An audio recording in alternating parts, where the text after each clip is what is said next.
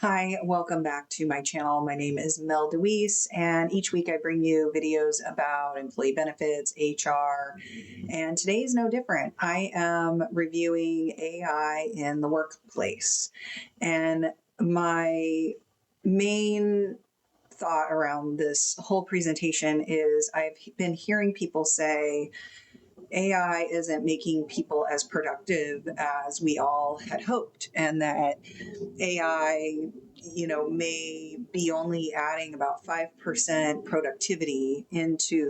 And I want to know where that quote came from and what the heck people are talking about. So I'm going to dive into that here. And before I move forward, I'm going to review my disclaimer, which is I am not your broker. I am not your advisor. This is not financial advice, business advice, health insurance advice, any kind of advice at all, really. This is just for entertainment and educational purposes only. Viewer discretion. Viewer discretion is advised. Getting tongue-tied already. So here we have my presentation, AI and the Workforce. I used Perplexity to help me make this presentation today. I do have this available in a link, so if that's something you want a copy of to view this exact presentation, I'm happy to share it with you. Just email me at melissa@nomadinsgrp.com. And here we have AI and the workforce. The real story in 2026, we're reviewing information from Microsoft, MetLife, Gallup, PwC, Goldman Sachs, McKinsey, and others. So where is this 5% figure coming from? I hear people say, well, this Harvard study came out and is showing that people are becoming dumber with AI. And I'm a little bit suspicious of that very blanket statement because I don't understand how anybody could be less productive with such a powerful tool if they're using it right. And I know that my productivity, I'm doing more than I ever before. On Monday, after working for a couple hours, I put in about a year's worth of work in one morning. And so, I was exhausted afterwards and super proud of myself for getting that all done. But I don't know how people are getting this 5%. So let's find out. Where is this 5% figure coming from? 2025 Work Reimagined survey with 15,000 employees and 1,500 employers in 29 countries.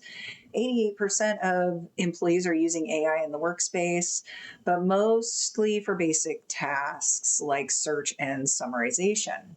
5% are maximizing AI, transforming how they actually work. 12% receive sufficient AI training, and there's a huge gap with human readiness. The opportunity, when used effectively with proper training, AI can unlock up to 40% more productivity gains within companies. The gap isn't the technology, it's the human readiness. I really agree with that statement. I think a lot of people are intimidated by AI. They have philosophical reasons for not using it. Some people are just inherently afraid of new technology in general or have self-esteem issues around learning new technologies and are intimidated by it. I took a technology workshop once, and the whole first day was all about overcoming mental blocks and really coaching yourself through learning a new technology and saying, I'm not stupid, I can do this, basically.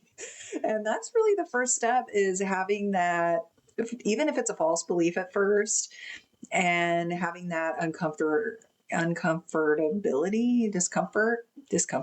think discomfort's the right one. Having that discomfort around trying something new and feeling stupid, looking stupid, all that fun stuff. So but the question is AI really making us dumber? Is it making us dumber? And I'll let you know what my bias is right off the bat. So do you remember when you were a kid and you used those phones that were plugged in the wall with the curly cords? Yeah, back then I knew everybody's number. I knew my best friend, all like the top 10 friends' phone numbers by heart. I knew my mom's number, my dad's number, and eventually their cell phone numbers. And over the years, I couldn't really I'm not even 100% sure I still remember my mom's number. I mean, I probably would get it, but after a couple of tries, maybe. Or I remember my childhood phone number, one of them, a couple of them, actually. I remember my phone number, but I don't even remember my best friend's phone number. Like, if you asked me today, gun to my head, what is her number? I'd be like, ugh, I guess you're going to have to shoot me because that's probably not good for the algorithm saying all that, but it's a joke. I'm joking, Mr. Algorithm. So, what does Microsoft say? 319 knowledge workers, 936 real world cases analyzed. High AI confidence equals less critical thinking effort. Workers shift from thinkers to overseers. AI reduces diversity of ideas.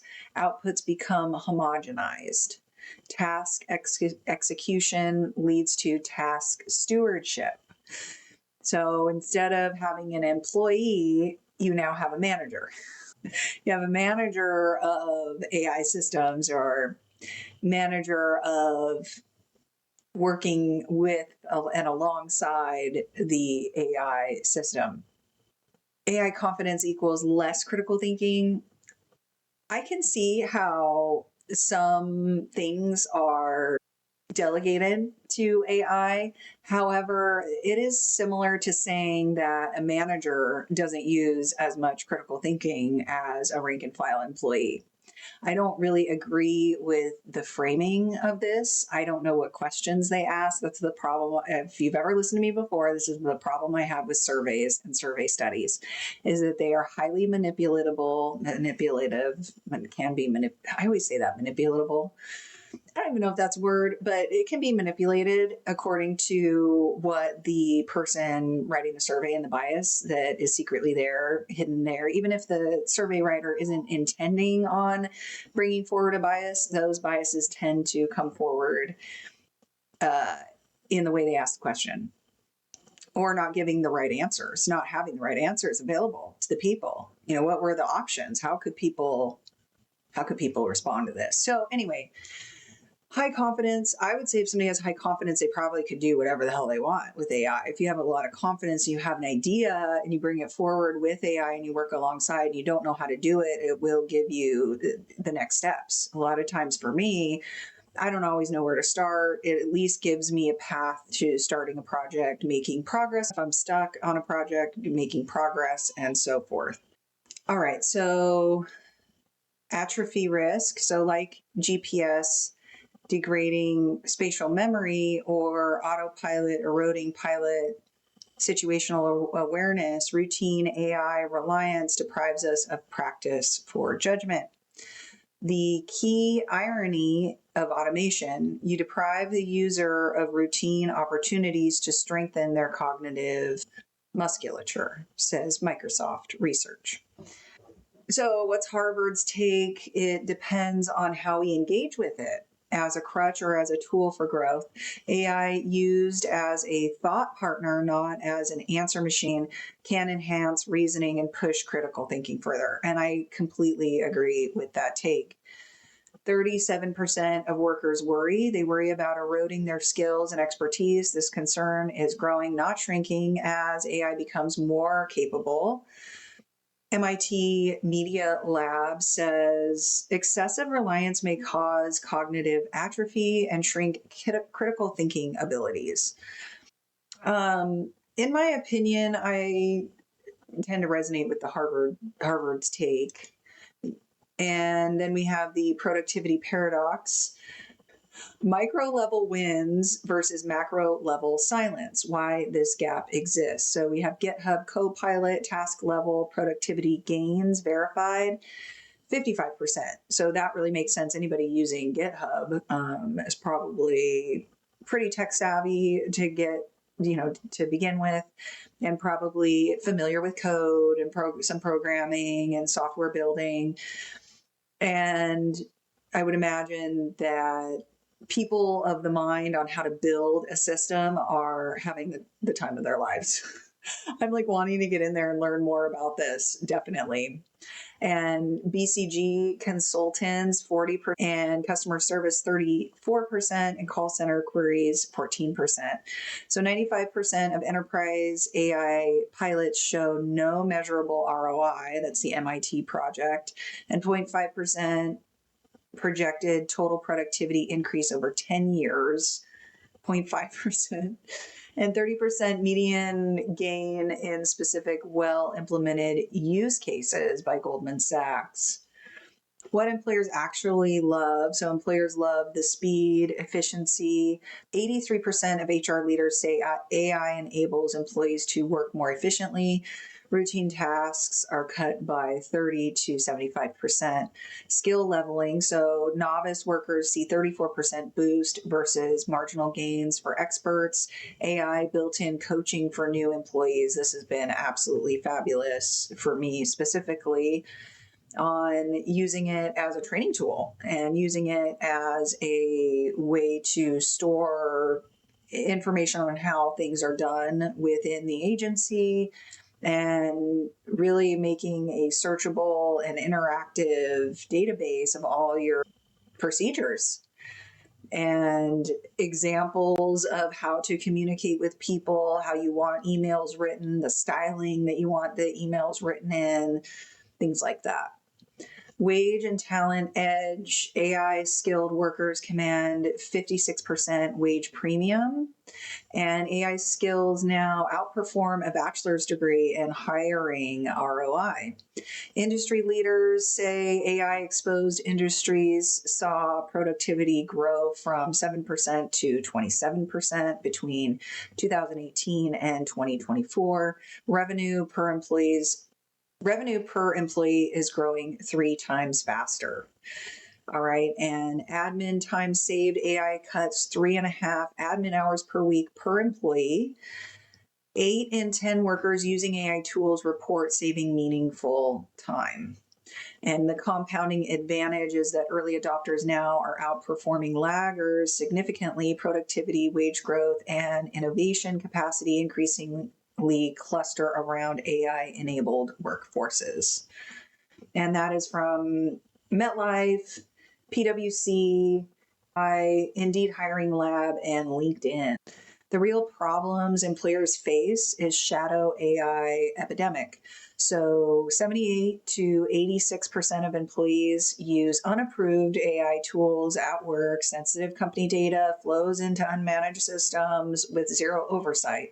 It's extremely important to keep this in mind. If you're in HR and managing any sensitive information, it is crucial to making sure that your systems are secure, that if you are using an AI platform, that you're using one that you're for sure paying for, because if you're not paying for it, your data is definitely not secure. I'll tell you that. And some platforms have more data security around them than others, and it's important to make sure that they have privacy protocols and a section in their website when you sign up for these services, that you review their privacy policies and that it's in line with your industry standards. Also, another area to look at that I am aggressively going after is Clawbot, or OpenClaw now. It was originally Clawbot. It has been changed to OpenClaw because it was purchased by OpenAI. And you can put a AI system onto its own computer, and it can be a closed system, not at all attached to the internet in any way. And it only has access to the data that you give it access to. It's explicitly trained on your data that you give it, and it doesn't have a way to get the data off that computer in that closed system. So that is a super safe way, the safest way to use it. All right. And then cost overruns. Enterprise year one AI cost $3 million to $15 million. Data prep alone, 30 to 50% of total budget. Ongoing maintenance, 15 to 30% of build costs per year. So that is certainly growing, and it can grow. And that's been one of my concerns is, okay, these systems are great, they're wonderful.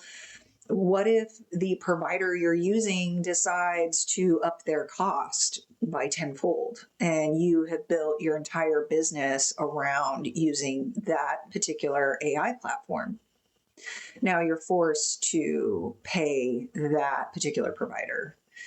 You can't, you're stuck. There's a risk there by pigeonholing yourself into any system within your business.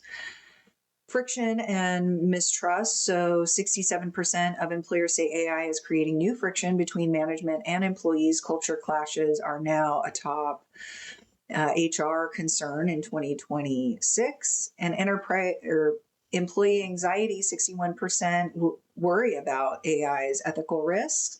59% fear AI will make their skills obsolete. And 24% feel they must compete directly with AI to keep their job. And that is definitely the valid fear. And these are all valid concerns that are being expressed by employees all over right now. Pilot failure rate. So 95% of enterprise AI pilots, zero measurable return. 50% of agentic AI projects stuck in pilot mode. And 40% of agentic AI projects will be canceled by the end of 2027. So this is breaking technology. Like I said, Clawbot, it's only been around for a couple of months. It's like 10 weeks old. And that has been extremely pivotal. I keep throwing all these in there. It's extremely pivotal in breaking AI technology, and it will continue to accelerate. Cost overruns, you can end up spending more than you expected on all this stuff. You may start out thinking, oh, it's only this amount a month, and then next thing you know, data is being used, or you're running over your usages, and then thousands of dollars later.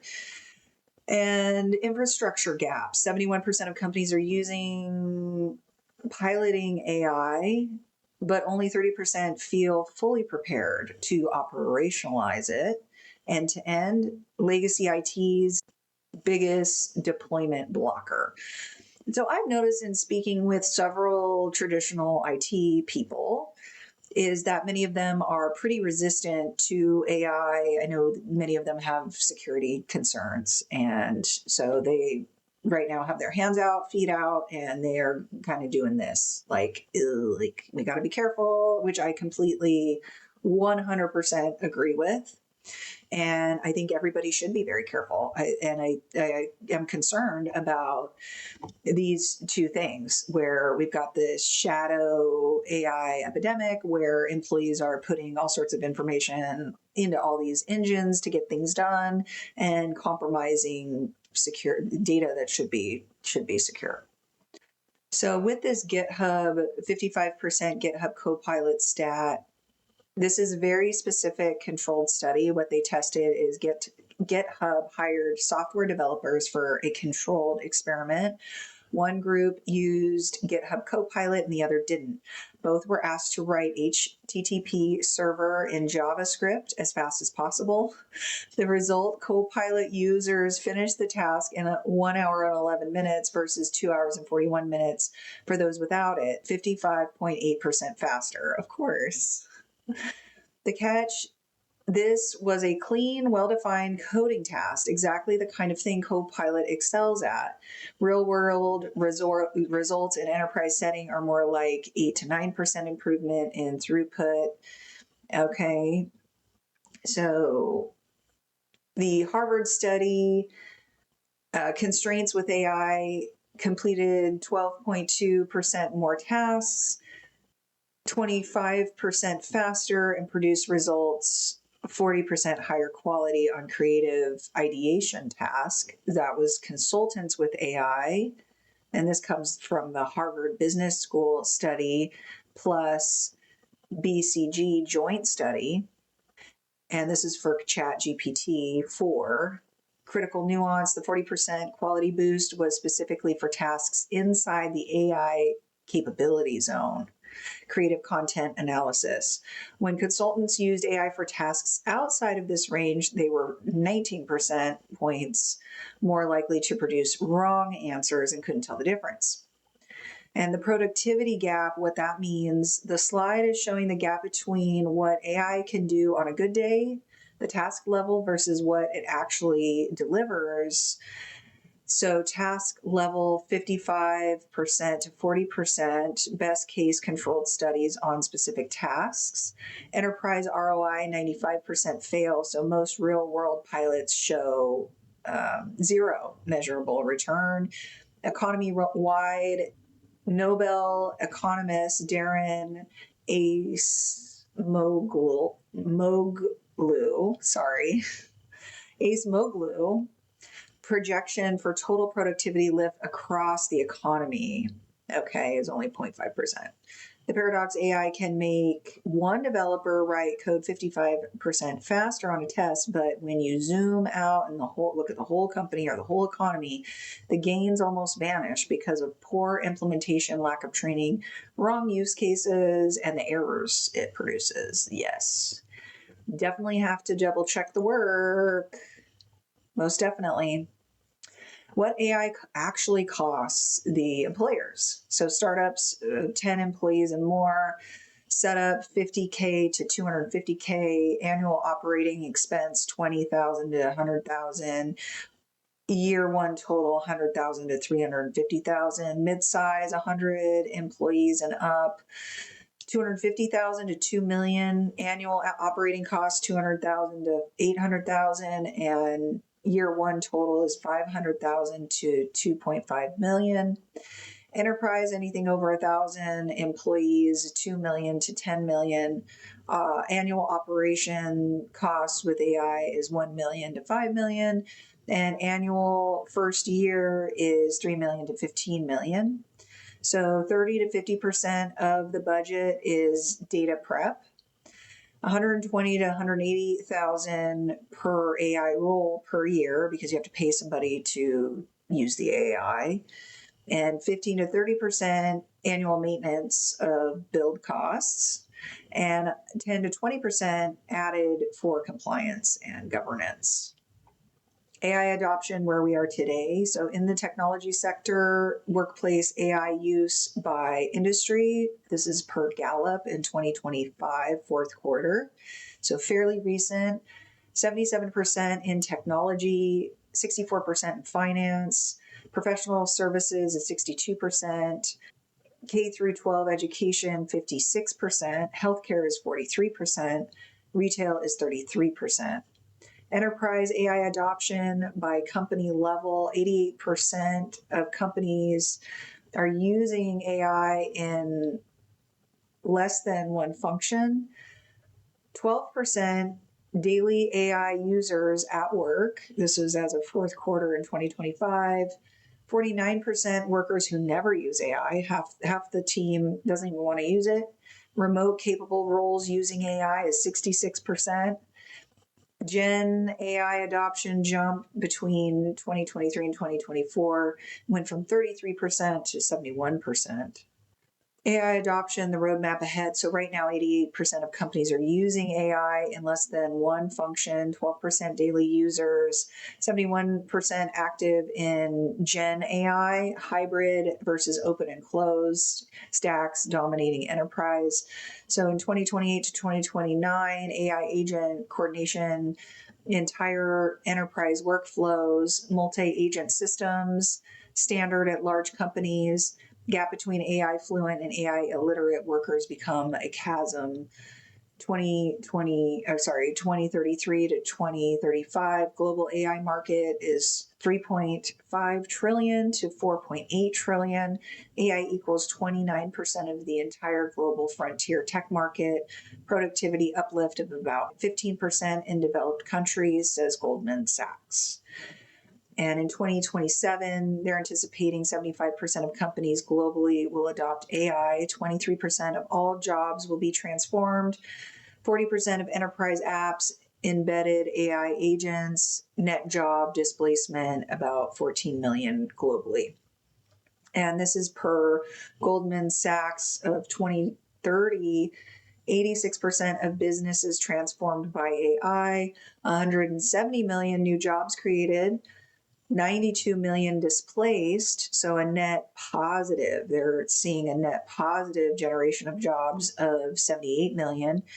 Gen AI market, 220 billion. AI managing high value decisions, not just tasks. That's what they anticipate in 2030. 2036, this is Goldman and Forrester, 6 to 7% of US workers displaced. That's 11 million jobs. And AI productivity is 15% plus in advanced economies. New equilibrium, which means there are fewer, more leveraged roles and higher output per worker. And 4.8 trillion is the number for global AI market by 2033. And 78 million new jobs are expected by 2030. And annual AI growth rate is about 36%. Most successful AI implementation strategies. So number one, AI in your business strategy, not a side tool. So define ROI metrics before the launch, embed AI into core workflows, not just experiments. Organizations that connect AI to business strategy are 3 times more likely to scale. Number two is invest heavily in employee training. 85% of top employees are upskilling, making AI education mandatory and onboarding, like security training. Only 12% of workers get sufficient AI training today. And number three is start with high ROI use cases. Back office, automation, customer service, and workflow tools deliver the highest ROI. MIT says 50% of AI budgets go to sales and marketing, yet the highest returns come from operations. Number four is buy or partner. Don't always build. MIT organizations that purchase or partnered for AI succeeded 67% of the time versus only 22% for those building in-house. Avoid 12 to 24-month build cycles for core needs. Build psychological safety. Teams that feel safe to experiment with AI adopt it 2 times faster. Transparent communication about AI and AI's role reduces resistance. 71% of employees already trust their employer to deploy AI ethically. So that's good news. Number 6, govern shadow AI proactively. So provide best-in-class approved AI tools. Define what data can and cannot be shared. Frame governance as enabling safe AI use, not prohibition. 70 to 86% of employees use unapproved tools today. AI wins what good looks like. So JP Morgan, Coin AI, contract intelligence system automates complex loan document review. So they are anticipating 360,000 staff hours per year automated and seconds versus weeks for documents review. With this change that JP Morgan is making with Coin AI, HR AI with Britannia Industries replaced manual competency assessments with AI across 18 manufacturing sites. They decreased assessment time by 75% and they gained 280 hours in productivity. Synergy Bank, Workflow AI, automated routine work, freeing staff for higher value customer interactions. The customer complaints went down by 50% and productivity increased by 8%. Hospital Network, AI operations. AI agents optimize hospital operations, staffing, and scheduling. 400 plus hours of staff hours saved and 1.4 million annual revenue increase. The pattern, targeted use cases, and clean data, employee buy-in, and measurable ROI. The failures all share the opposite: broad AI rollout and no strategy and no training. Articles and studies to know, these are all listed in here. If you want a copy of this, I'm happy to share it with you. And mindset shifts that change everything. So old mindset is we bought AI tools, we're done. Just slapping the AI sticker on the side of the box and calling it AI integration and AI compatible workspace. Deploy the tech, expert magic, skip the training, ignore the culture. Do not do that. The reality is only 5% of employees maximize AI. 95% of pilots fail. 15 million spent with zero measurable ROI for most enterprises. And so the new mindset is AI is a workforce strategy, not a software subscription. Train, govern, experiment, measure, winners in 2026 to 2030 won't be the organization with the most AI. They'll be the ones who treat AI adoption as human transformation, investing in your people's skills, building trust, protecting their data, using AI to amplify human judgment rather than replace it. The technology is ready. The question is, are your people ready? And AI does not replace humans. It amplifies them. And this is my current belief at the moment.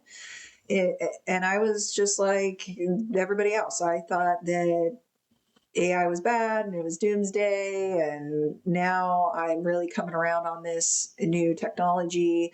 I've been using it really since ChatGPT came out and all of the animation tools. I like art, and the animation tools were just fascinating to me.